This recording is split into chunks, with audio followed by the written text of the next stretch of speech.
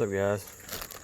I'm going to show you how to install a four-wheel drive hub bearing assembly on a 2000 Ford Ranger. And you got to have this. Take off the axle nut. I do believe might be this one right here, the 32mm. I got these off of eBay. Parts store didn't have them, so I got the whole set for like 25 bucks. Wasn't that much, but I'm gonna get started.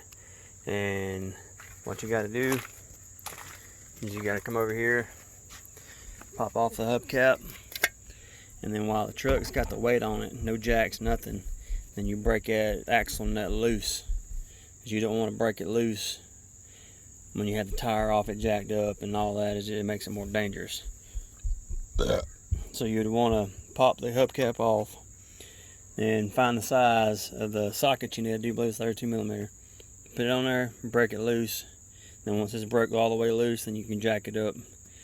Or no, then you break loose the lug nuts. Then you jack it up, take the tire off. And I gotta find something to pop my hubcap off. Alright, once you get the axle nut off, it should already be freed. See, it's already loose. Now you want to get your socket and get these lugs off. And then once you, well, not take them off, but just break them loose, and then get your jack it up, and then you can remove the tire, and then we'll go from there. Alright, got the lugs broke loose. And now I'm going to get my jack this sucker up. And when you want to put your jack, on something like that lower control arm or something that's stable. You just don't want to put it on any old thing, because it is holding up about 3,000 pounds, and you don't want that thing to fall on you. And once you get it jacked up, take your tire, put it underneath the frame. That way it gives you a little extra security in case it was to slide off a jack, or the jack fell or something. But you just want to put it on something that's stable. Alright, once you got the tire off, just slide it underneath the frame. That way, in case the jack did fail, it'd catch it. You don't want to work with your legs like sprawled out under the truck. You want to work on your knees. That way, if it did fall, you can get the hell out from underneath it. I'm judging, I'm going to get some more sway bar links. They're bad, of course. See, Fords are notorious for that. The Expeditions especially. I'm going to have to get upper control arm. That bushing's gone, and it's stock because they don't have a fitting. Stock don't come with a fitting because they want you to wear it out and have to buy new. If you buy a new one, usually the new ones come with the grease fitting on the top. So I'm going to change that one day. I'm going to go ahead and change out the tie rod ends. Go ahead and change out the lower ball joint one day. But today I'm getting the rotor, hub. The brakes are brand new because they were brand new on the other side, which I don't think that these are brand new. The other ones were. The rotor went in perfectly. I didn't even have to compress the pistons. So this side looks like it's more wore down than the other side. So they may have changed the brakes on the passenger, not the driver. Because some people be like, well, I'll just change it next time, and they never get around to it. But follow me on how to change the brakes and all that. Just watch out what I do. The hub assembly is right here. This whole thing right here. Then there's 3 bolts. There's one, it's like a triangle shape. There's one right here on the bottom corner, on the left, one on the right bottom corner, one at the top. And you just pop those out, and you'll be good to go. And then you want to take your brake caliper off, which is 2 bolts. There's one up top, one at the bottom, and move that to the side and pull the rotor off. And then once you get all the nut bolts cracked and loose, you take them off, pull the hub off, pop the new hub on, See, mine is ABS. Here's the ABS line. So it comes with a new line, new plug-in, and the new plastic grommets. Just pop the old ones out and pop the new ones in, and you'll be good to go. So just bear with me, I'll be right back. Alright, see, it's a triangle shape. It's only 3 bolts. Also, you want to Loctite. Use some medium thread locker on each of the bolts. Put it back in there because there's a lot of vibration in the front end, bouncing and all that shit, and you don't want it bouncing out and your shit come apart. You want to put thread locker on this, just a couple of dabs, and the bolts on the brake caliper. Everything you take apart, you want to put Loctite back, so that way you know nothing's coming apart. And I really can't get a torque wrench in there. Just tighten down tight as you can. I don't know the torque specs. I mean, that Loctite will hold it in there. Alright, getting the bottom bolt on the you don't want to take the caliper off. You got to take the whole bracket off too. There's just 2 bolts, and if they ain't never been changed before, they're held on by Loctite, and you have to get something and bang on the ratchet, like a hammer, something with some mass.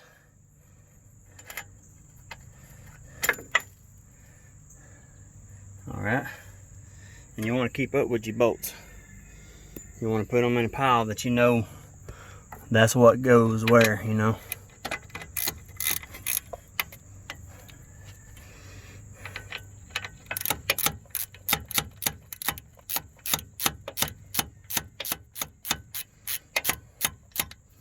I probably can get it out with my fingers now.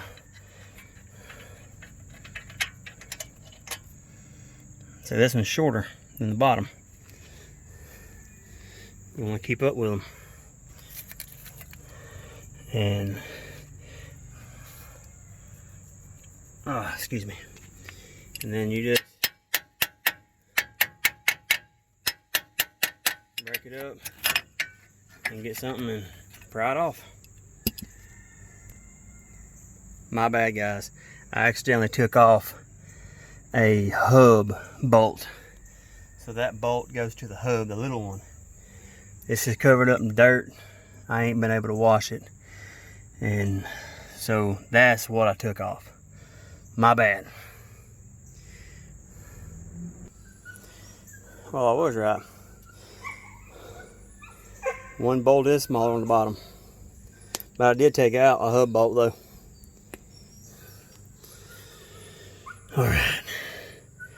Now I gotta get the other 2 bolts out, and this slides out. Slide the new one in. This is important too. In order to get to some of these bolts for the hold of the hub on, you gotta take the axle and push it back. As far as it'll go, that way you can get your ratchet in there. Because if it's all the way up, you won't better get your ratchet back there. Figured I'd let y'all know that. Alright guys, you also have to get a number 8mm.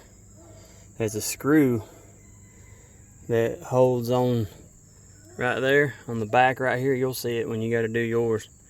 8mm, and then you need an 8mm same socket to do one here, and one right there. Take the, I want to say, heat transfer shield off, because I ain't doing much for a dust cover. So I just want to call it, we'll just call it a heat transfer shield or some shit. Alright, once everything's off, you can just wiggle it out and pull it right off of the, there's the old hub. And you want to verify that it's the same one, which it is. I've already done the passenger side. And got you a new cord, new plastic grommets. You'll be good to go, man. This hub bearing, this hub feels pretty tight still. It ain't as tight as that, but it feels good. I may keep this just for a backup. And then in here you want to get some kind of brake cleaner, WD-40 or something, and clean up that mess. You don't want to put the new hub in there. You want it to be able to seat up against there. Some people say put some anti-seize in there, but some people say put it in dry. Some people say if you put anti-seize in there, it'll come loose. I don't see how to come loose with the bolts, but that's what some people say. So you just do what you want to do. I put mine in dry because I'm pretty sure it was dry when it got put in there from the factory. Let me go see if I got some more brake cleaner. I know I got some WD-40 in the house. Either way, you just need to clean this area up. And another thing is that this bolt goes in the back holding the line up. So they're longer than these that go in the heat shield. So that way you don't get them mixed up. And I got me a old rusty Expo or little razor blade. I'm gonna get in there and clean this mess up with some WD-40. Shake it up.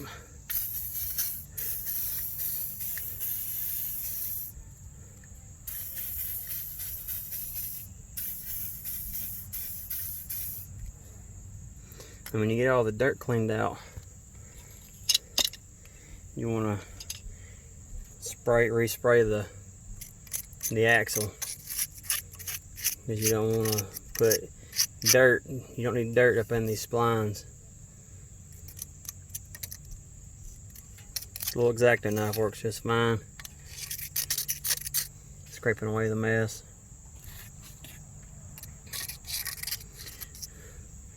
I was going to record doing the other side when I did it a few months ago, but people were playing their music loud and I didn't want to get a copyright strike. Their dogs were barking, and so it just wasn't a good day for me to make a video, you know. The neighbors got the music blaring now. So YouTube, if you hear that shit, I don't own it. I ain't the one doing it, so I know these videos are screened now.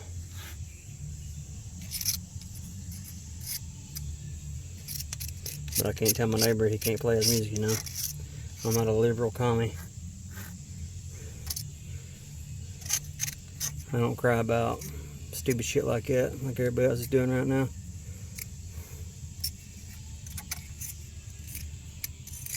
But anyway, you just get it knocked up real loose and then get your spray. Brake cleaner works perfect, but I ain't got none. I used it all in the last job. But just get it coat it real good and get you a rag and wipe it out real good. That's all you need to really do. But I'll be back with you shortly. Alright guys, it ain't pretty, but it's cleaned up pretty nice. I can feel the knuckle in that axle. It's pretty shot. But I don't use a four-wheel drive in this thing anyway. So you know I have a Cummins. So I don't need a four-wheel drive in this truck. But I got this truck on a steal. I didn't pay but $700 for this truck. But let's get this hub in there and finish up this video. Alright guys. Got your bolt. Put you some thread locker right there. Just a couple of dabs. And you put it in the back and finger tight it. And do the rest of them the same way. Alright. Once you got that thing bolted on there and tightened down, then you want to run your thing up this way. Put your screw in it. It's right here. Put your screw in it. And then in little slots right there you see. You put the rubber grommet or plastic grommets in, and then you plug it in there right there. I'll show you when I'm finished. Alright guys, I gotta put the heat transfer shield back on. Got them all buttoned up. Got it plugged in right here. And she's good to go. I just gotta I gotta torque this down when I get the weight put on it. And I gotta tighten up all the lug nuts, and then I'll be done. Well, no, I gotta put the brakes and the rotor on. Got the rotor, slotted rotor, and it's a vented rotor. Hell yeah, the maximum braking performance. No, this is fucking El Cheapo shit on fucking line. But I gotta put that shield back on, and can't find the fucking brakes. Pardon my language. I'm hoping that these rotors are the same thickness. Looks like they are. It might just slide back up on that rotor, on that caliper. And I'll go buy new brakes later on the road. But that's what I'm hoping. I can't find, well, no, I don't have to buy them. I bought them, but I can't find them. So I'll have to do that another day. But bear with me, guys. Alright, guys. Got lucky. Same size. I didn't have to fuck with that brake caliper. She's all buttoned up, tightened up. Everything looks good. The shield's on. I can take this off. I put this on there to hold the rotor. And so now I got to put the wheel on. Put all the weight back on the wheel. Tighten up the lugs. Then I can put some weight on that. Tighten that beast up. And then this, guys, will be open shut job. Let's recap. Pretend the tire's on the truck and you ain't touched it. Get you a 32mm socket. Get you a breaker bar and break this loose. And once you got it loose, break your lugs. Then safely put your jack underneath the lower control arm where it ain't gonna move. Jack the vehicle up, pull the lug nuts off, then finish screwing this. Then go back and get your caliper bracket. And there's 2 bolts, one right here, one very directly at the bottom. Pull this off, hang it up on a hanger. Don't let it hang by the brake line. Smooth that out of the way, pull the old rotor off. Then there's 3 bolts, triangular shaped, one at the top, 2 on each side. Break them loose. When you get them broke loose, and go around popping these out, and then it plugs up right there. Unplug it, plug the new one in, and then slide the new hub on, and then take all the bolts, and every bolt you take out, you Loctite. You ain't gotta Loctite the shield thing. You ain't gotta Loctite that. But Loctite these bolts, Loctite the brake caliper bracket bolts, Loctite them, and then you want to Loctite your axle nut. And then you can go ahead and put this on like kind of tight, but it'll move with you. Just put it there tight, that way it's got the axle pulled all the way out. And tighten up. And then once you get everything back together and put your tire on, then tighten up your lugs, like snug them up, and then put your jack down, and then torque down your lugs, and then torque down this, put the cap back on, put the hub cap back on, and you're good to go. I'm not going to show you how to do all that because it's self-explanatory. That's why I did a recap. But that's how you change a full-wheel drive hub assembly on a 2000 Ford Ranger 4.0 engine, which I don't think it mattered, the 3.0. But there's 2 different types of full-wheel drive hubs. I think pre-98 or pre-97 they had a vacuum secondary hub. It's different. It is, I repeat, it is different job than to do this. This don't have the vacuum secondary because they changed it 97 or 98 because it was a shit system. Sometimes the vacuum lines would dry rot and bust, and you full-wheel drive wouldn't lock in. It'd lock in on one side, it wouldn't lock in on the other. So that's a shit. It was a shit system. So they changed it just to a slide on like I got. So if you got a 97, I think it's pre-97 or pre-98. I can't remember when they changed it, but you'll know because it's a big old chunk. It comes out about 3 or 4 inches, and you'll know the difference. Trust me. See, this is a slide-on axle or hub. It don't have the big old vacuum secondary locking hub. You'll know the difference. That job's a little bit different. I don't know how to take one of them off. I think there's more steps than what I just did. So for you in the comments saying, well, that ain't how my truck is. Well, yeah, of course it ain't, because it's different. I don't know how to do none of those. But this is how this one's done. But guys, thank you so much for subscribing to my channel. I'm growing. Don't forget, I want to reach 500 subscribers, and I'm going to give away something dealing with audio. If you're into audio, car audio, because I am building a massive system in this truck, which you've already seen. If you haven't, just go in my playlist and just, not my playlist, but my video library, and look, and you'll see what I've done so far. But thank you kindly for viewing. Thank you kindly for subscribing. And if you ain't a subscriber, please hit that subscribe button and hit that notification bell. I'll see you guys later.